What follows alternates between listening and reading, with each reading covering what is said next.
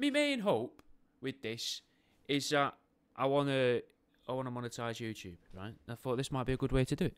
So we'll start. You all right? This is a pilot episode called Taxidermy Tales, Episode 1, Skin in the Game, right? It's what I'm going to do is, because, like, you all know that I've been right, I've also not wrote any form of script for this, which might be abundantly clear. But one of the things you know is that I make things out of dead rats and dead animals all the time. One of the things you might not know is that sometimes, quite a lot of the time, I also write stupid stories for them to make them seem like they're people with complicated lives. And then I put them on my website to try and help sell them. And also to give you something funny to laugh at when you're scrolling through my page. Like, you can see something mad made out of skin and be like, look at that, and then read the story and hopefully get a proper laugh and all. Hopefully, as well, by hearing stuff that I've written like this, might encourage you to try me books, because I put a new book out recently. But this is already going to feel like it's advertising something, and most of these things I'm going to be telling you about sold over the past 8 years. So this is just a way of me trying to reuse stuff I've already done to try and somehow, hopefully, maybe monetize my YouTube account, because I've been doing YouTube now for 7 years. Got about 5,000 subscribers, and it's still not enough people watching. It's people don't want to watch, a minute of me talking about a dead rat. So maybe, hopefully, this is going to be something people enjoy. So I'm calling it Taxidermy Tales, because the tales is, pun on the thing. But we'll get right into it, eh? So the first one, I'm going to, as you can see by this, these cycling images, slideshows, as many would come. If you're listening on Spotify, you can go and find this on YouTube.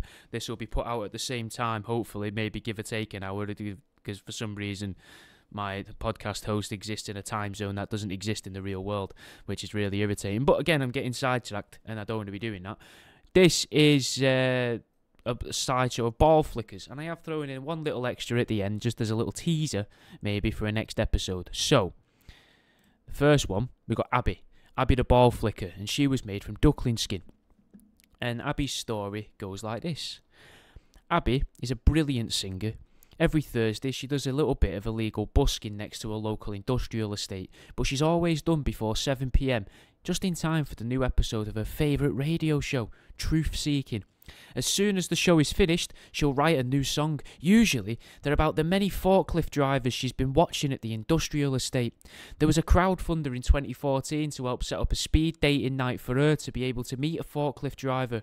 But unfortunately, she feigned an illness and missed the event. She's hoping to hire a flatbed and host a portable festival, so if she feels nervous around the forklift drivers, she can easily leave. But her ex-girlfriend said in an interview that Abby's always had the fantasy of being lifted off a flatbed by a forklift. I wouldn't be surprised if she wore 4 thermal vests to make herself faint on the van. But, breakups can be tricky, so I'd take that with a pinch of salt. And then back then, I also used to describe the ball flickers with these lines at the bottom, which I'm not going to read every time, but I feel like it sets the scene for what a ball flicker is. If you don't know what a ball flicker is, it's a ball of something made from skin attached to a spring. That's it. Always with a googly eye, maybe with a fake tooth, sometimes with a chick beak, sometimes a little duckling beak. But I've always thought to myself, yeah, the Muppets was great, but what if Jim Henson had been introduced to a bag of spice early on in his career? Introducing ball flickers. All the fun of the farm with none of the clean-up. Furry, feathery, and at times scaly little heads, each attached to a spring for all your ball flicking needs. Now, as with actual testicles, it's best not to flick them too hard, as they're just hollowish sacks of skin. But they're fun. I really like these, so I'm going to make more. And fuck me, did I make more. I've made loads of these cunts. Some of them seem to have just been deleted and lost to the annals of time on my website, but this encourages me to make more, because now I can use it as this sort of like content or something like this. I also realise as I'm looking down the camera like this, I should be aiming all of this down the camera, but it's actually quite difficult. So I'm going to have to put the text here, I think, to be able to do that and make it look like it's actually coming down the camera to you. Jumping into the next one, we got Barry the ball flicker. Barry the ball flicker is made of mink skin. Barry always wanted to be a fisherman's wife, but he refuses to become a woman. It's made him a very, very sad person, leaving him to hoard broken drum kits. There was a rumour in his old block of flats that he'd tell everyone he was a, quote, fisherman's friend, which he thought was mint. But when a neighbour asked him if it was true, it broke his fantasy world and he ended up moving out. His room was full of fishnets, small boys, and camera equipment. And you'll notice a theme with my ball flickers and the other bits. A lot of them are paedophiles, because it's funny. So you can see there, he's made I'm pretty sure that's mink skin. Some of these are from like 5-6 years ago, so it's some of them I'm trying to figure out what they are made from. There's a couple that are a bit like, ooh, fuck me, that could be all sorts of stuff. And one of them, at the end, definitely is all sorts of stuff. But I don't want to ruin the surprise for you. So, moving on. Next up, we got Connor the ball flicker. He's made of mouse ears, a chick beak, and rat skin. So you can see the mouse ear there to the side above the ear. Connor has always had a problem with anyone called Sarah. He doesn't know what it is. He underwent a regressive hypnosis session, and it turns out 4 lives ago his ex-wife was called Deborah, but her sister was called Sarah, and she had a pet owl that once bit him. His soul had clung to that, and since they've worked on the mental health, he's actually shagged 5 Sarahs, but he's shit scared of tawny owls. But as his dad used to say, swings and roundabouts. He never knew what it meant. His dad had severe dementia, and that was the only words he could ever say towards the end, just in altering tones dependent on his emotional state. But Connor has found solace being able to assign it to something in his life, and it's brought them a lot closer together, even though his dad is long since dead. And I really like the idea of that. Like I like the idea that, Dad, what do you want for tea? Swings and roundabouts. You're like, oh, okay, all right. Swings and roundabouts. Or if he's being really sincere, like he's at a funeral and he's like, oh, fucking hell, we're here today, gathered today to bury Dave. Tig Biddy Dave, he's fucked, he's dead in the ground. Does anyone have any final words? And this guy's dad, Connor's dad, stands there and he's like, obviously he's just a head on a spring as well, bobbling back and forth like this, waving around in the wind. Swings and roundabouts, swings and roundabouts, swings and roundabouts, swings and roundabouts, like that, and everyone just little round of applause, you know, from all of the people there, going, "Oh fuck me, Connor, how do you put up with him?" And you know, do you know what I mean? It's just a nice thought, innit? Moving on to the next one. The next one along, we got Emma the ball flicker. She was made out of a chick beak and maybe rat, maybe hamster, and there's quite possibly, I didn't want to put it in the description here because I'm not 100% sure, but to me, over this bit, this is difficult because it's mirrored the thing. There we go. The little yellow bit at the top there could be chick skin, most likely chick skin, could be duckling skin, but I think it's chick skin. But it could be rat, could be hamster, hard to tell, because this one was made quite a while ago. Emma, short story. Emma is a big lover of fast food. She eats it morning, noon and night. She doesn't have a lot of money. She's just particularly good at budgeting. And I like the idea that that's how someone could live. Do you know what I mean? Like, they can't pay the gas and electric, but they're like, well, I don't have to pay the gas and electric if I just eat takeaways. And I could buy a big takeaway, which is cheaper than buying 2 smaller takeaways, and make that last for breakfast, dinner and tea the next few days, which is possible. You know, we all do that if we get a takeaway pizza. Moving swiftly on to Gavin the ball flicker. We got Gavin. Gavin's made out of rat skin and almost a full baby chicken's beak, you can see there. So again, if you are listening to this on Spotify, hop on over to YouTube. You can see the video version of this. You can see me face. If you're already watching this on YouTube, this is a redundant advert. Do you know what I mean? But we got to get something in there so everyone knows this is new. Gavin's favourite thing in the world is pretending to be a dash cam. Every evening he will pretend to plug himself into a computer and tell everyone he's documenting his drives for the day. Yeah guys, I'm just documenting my drives for the day. That's all I'm doing, yep. Like that, straight into the fucking, sucks his finger into the USB slot of his computer. Yeah. Just updating the drives. Gotta tell everybody what drives I've been on. Couple dangerous drivers today. You're like, Gavin, you've not even left the house, mate. There's no reason for this at all. But I'm just documenting. I've got to document it. Everyone needs to know where I've been. Hey, the police have said if I document this, they'll send me a couple of quid if I find any dangerous drivers. But Gavin, you can't even drive. He's like, that doesn't matter. Doesn't matter. AI's brilliant. Do you know what I mean? He's just one of them at Bell End, basically. Moving on again, we got Philip. Philip's made out of a bit of a chick's beak, rat skin, and what I'm pretty sure is the tip of a rat's tail. Can't imagine it's a mouse's tail. Looks a bit too chunky for my liking to be a rat's tail. To be a mouse tail, I apologise. Philip used to be a forger. He specialised in fake MOT certificates, but since the digital revolution in the mechanical world, he's been blindsided. He makes a few pennies a week by printing fake awards for school children to impress their parents, but he's slowly running out of schools as teachers are catching on to his little scheme. He has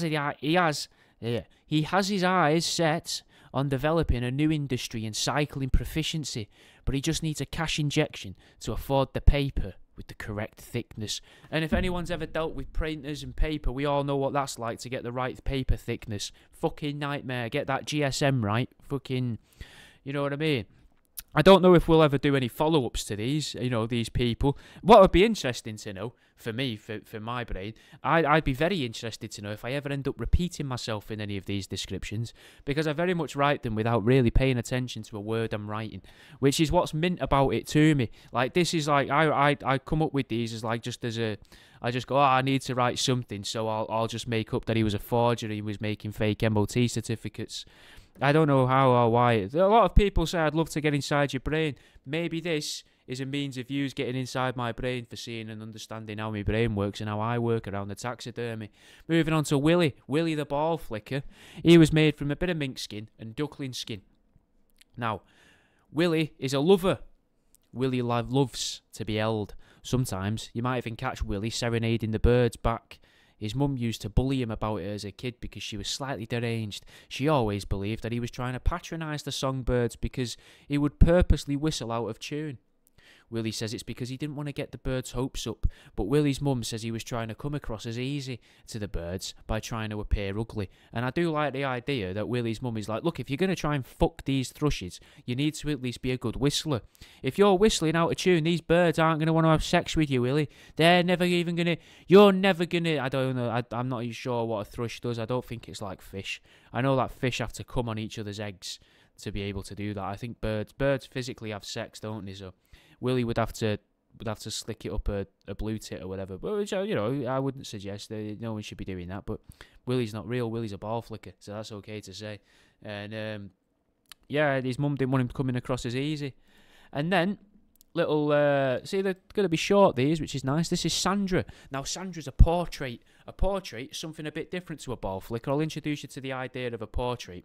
So a portrait is basically a little square of all different skins to make a face, and then that face would be made up of all different creatures, as I say. But the idea behind the stories of the portraits had a bit more of a theme. So it was the idea that they'd paid this fake person had paid me to make a picture of them or one of their loved ones, and then they get the picture. But the idea was these people had never paid me for them, so I'd done my time and made the picture of this person that's supposed to be sat in front of me in the room, and then this person never paid for it, or the person who was supposed to have paid for it never paid for it. So then I offer it to you, the people who like me taxidermy. Each portrait, I'll read from the website now verbatim, each portrait is made from various pieces of skin and come equipped with a magnet, so you can pop it on your fridge, destroy your computer monitor, the choice is yours. I don't know why I'm obsessed with people destroying the computer monitors with magnets. I have no idea why that's in my head so often. But here's the little story for Sandra the portrait.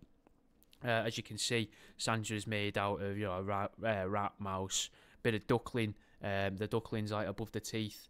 This is mink up here on the head, the top of the head. Bit of rat over here. Bit of rabbit by the left-hand tooth. What our left as we look at it, that bit of discoloration there, that's rabbit. I can actually see that lighter colour of the tooth to the right, that'll be mouse. And then to the right of that will be rat, because the fur's different in it. It's a different density of fur. Sandra popped by the other day to have a portrait done. She wore a purple kimono with nothing underneath, which I thought was wildly inappropriate for our session. She then didn't make a single pass at me. Instead, she spent the whole time moaning to me about her work life and how the other managers at her office aren't as suited to the position as she is, and that she should be their manager as well. She kept trying to whop her breast out onto her lap, but I kept saying it was pointless as I was only doing her face. After the third attempt at slipping a nipple out, she stormed off saying the whole thing was stupid and she only wanted to have a portrait done because she'd heard Fran couldn't afford to have one done. Sandra never paid for her portrait, so I'm offering it to you. Obviously, a portrait's gone. This is from years ago, but yeah, I like the idea that we don't know who Fran is either. Who's Fran? Is Fran going to be another portrait? Is Fran a real person? Is Fran just a figment of Sandra's imagination? Nobody knows me. Now, hopefully you've enjoyed this. Let me know in the comments what you think about this. Is it good? Is it shit? Is it funny? Is it boring? Is it very self-indulgent? Who knows, mate? I've really got no idea what to expect from feedback on this, of what you might think of it. So it would be nice to know. Drop a like on it. Leave a comment if you listen. Whether you're listening, wherever you're listening to or watching this, leave a comment. That helps, supposedly. Anyway, comment on someone else's comment as well. Answer someone else's comment, so they've got to come back to the thing. That helps across the board. Generally on social media. If you want more stuff, join the Patreon, because there's loads of stuff on the Patreon. There's over 300 exclusive episodes. There's loads of stuff on there. I've got the other subscription services as well if you want other videos. But, we don't really talk about that very much. If the people that want to find that can find that, don't worry. But the Patreon doesn't get a lot of support, really. It gets a bit, but not a lot. So I think you'll like what's on there. Who knows, though? Not a lot of taxidermy stuff, I'll be honest. That might be what puts people off. It's just a means of me getting the noise out of my head, so it's no longer in my brain anymore. But I hope you've enjoyed this. Like, subscribe, follow, all that shite. Saying all that makes me feel dirty. I hope you enjoyed this in some way or other. Or let me know if you thought it was shit. Or fucking see you in a bit, mate.